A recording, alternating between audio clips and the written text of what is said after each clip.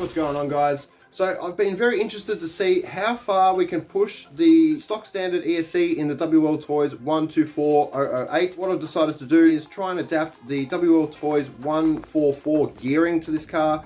It's a much faster gear ratio, which obviously means we are going to have a higher top end speed, but the KVs of the motor, the gear ratios, the motor size itself, all plays a part in how the speed control performs. Will the changes we make today completely overload the ESC, or is it going to be okay? Let's get into it.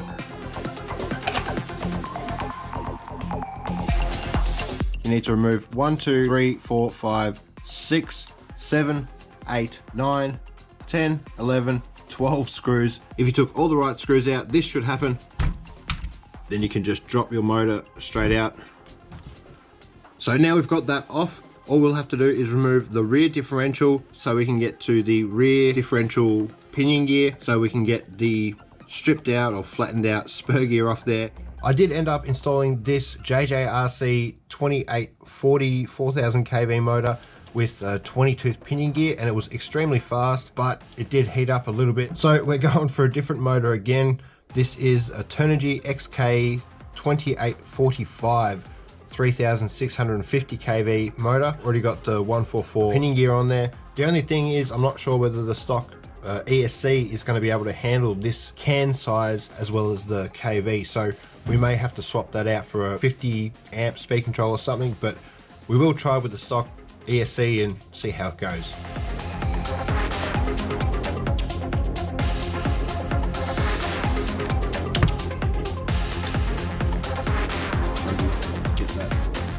Off there. Alright, so obviously you're not going to put new gearing on there with all the metal shavings. We definitely got to get rid of that first. Right, so I got that all cleaned out, got everything out of the main chassis as well. I've already installed one of the steel wltoys 144 spur gears. I did have to shave away a little bit of the main center drive shaft because it was just a little bit too thick. It almost seems like they've just used a little bit more paint on these drive shafts. So yeah, maybe a little bit of filing, but they do fit on there. All right, so this is what I didn't want to see. The gears are really tight. If either the spur or pinion had one less tooth, it would probably mesh up perfectly without having to modify anything.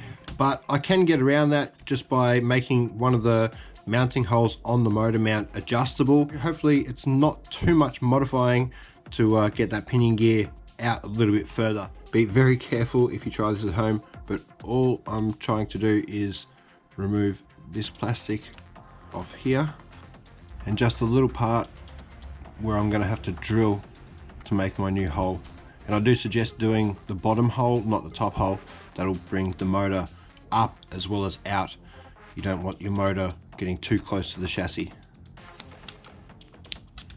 And it doesn't have to be countersunk because you're already under the flush part of the motor mount. You need to remove the plastic from the back side or the screw side of the motor mount rather than the motor side. I ended up removing the plastic from the wrong side. So what I ended up doing was just making a quick carbon fiber mount for now until I can get a replacement stock one or make a nice aluminium one or something, but this will work. So it is the next day. The weather is not great. I'm pretty sure it's about to rain, but we should have enough time to get a speed run done at least. As you can see in there, I've got my little carbon fiber mount. But as I said, guys, you don't have to make your own mount. Just make sure that you remove the plastic from the correct side of the stock mount. Now I have a lipo charge. This is a 2200 milliamp 3S Ovonic battery. I'll chuck that in there because the stock battery isn't charged. And obviously we don't have a wing on there at the moment, but Ange from Ange's RC, he did actually leave this behind when we made his speedrun car. So I'm going to use this on this car now. Ange, I owe you a wing, mate. Cheers.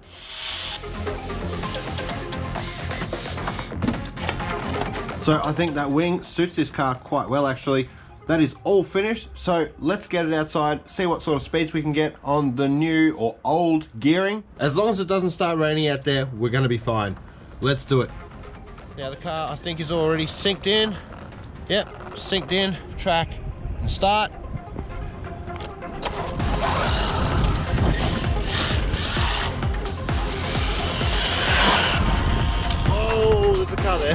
Oh, the brakes are terrible.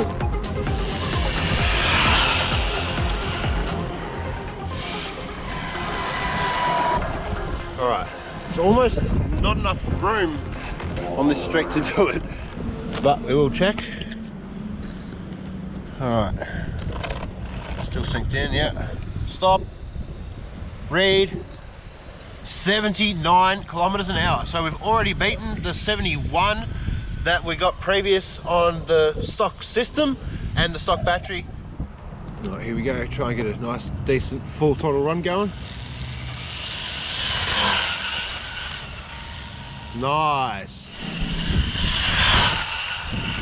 Oh, I can hear the speed control glitching.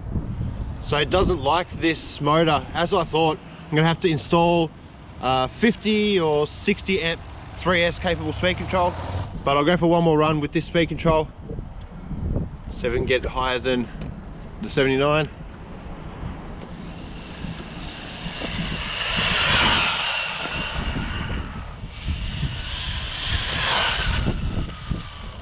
Yep, still synced in.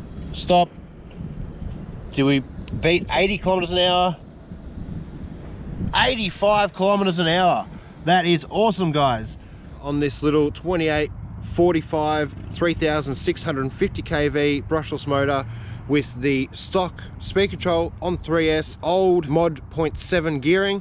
I'm pretty sure if we swap out that speed control for something much more capable, we'll easily be pushing 100 kilometers an hour. Definitely do that soon.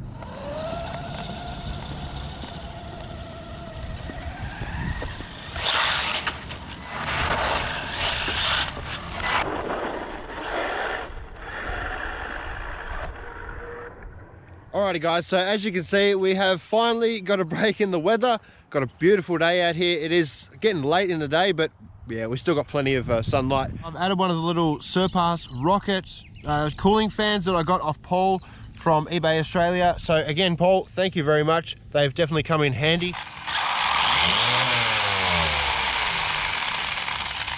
Something a little bit out of balance in there. Oh yeah, definitely doesn't like that grass.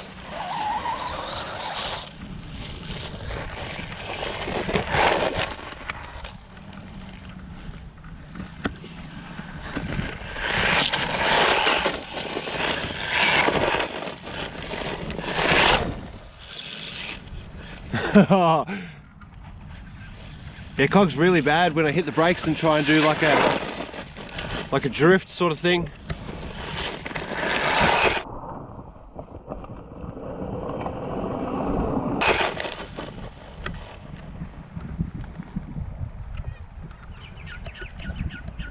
Hey, what?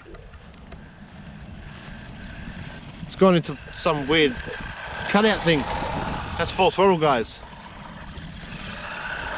I reckon that might be the speed control saying no, don't push me any harder.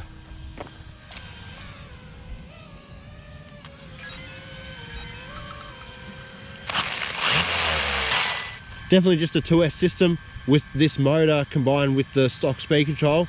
But if I change the speed control out to maybe a 50 or 60 amp 3S capable speed control, then it's going to be much better and it definitely won't cut out like this.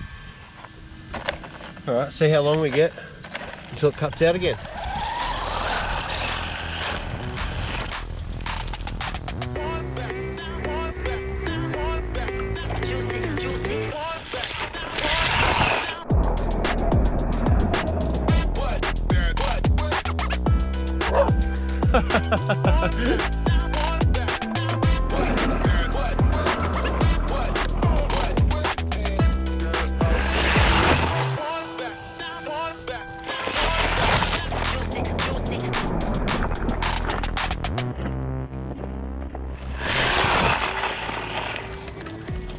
It's a crazy little car actually. Ah, there we go. It's gone back into that low voltage or high temperature cutout. Yeah, I'm gonna need a 50 or 60 amp 3S capable speed control. If I'm gonna do that, I may even put a little 4S speed control in here and do some speed runs. Put a nice big high kV 28 50 size motor or something, whatever will fit in there, and yeah, see what sort of speeds we can get before I actually bash it again. But when I bring it out for another bash, it'll definitely be with a 50 or 60 amp 3S capable speed control, and most likely the motor that I've got in here, because it's a good capable little motor.